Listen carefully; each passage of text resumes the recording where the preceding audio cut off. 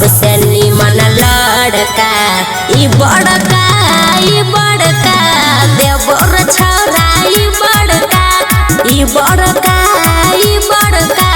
छुएला देबौ ई बड़का।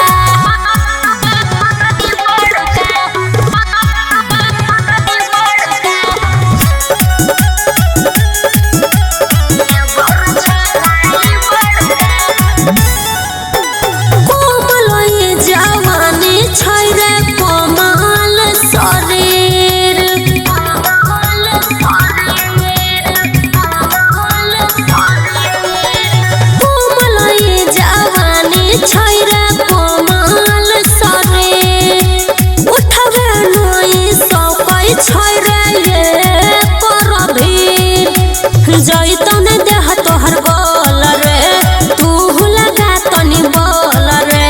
तोरे से होतौ सुने काम ऐसन बड़का ई बड़का देवर छौरा ई बड़का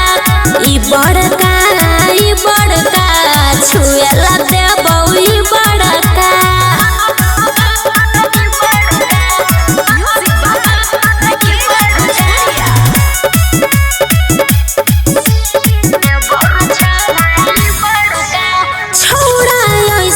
चीज आजिल छुला ना होबे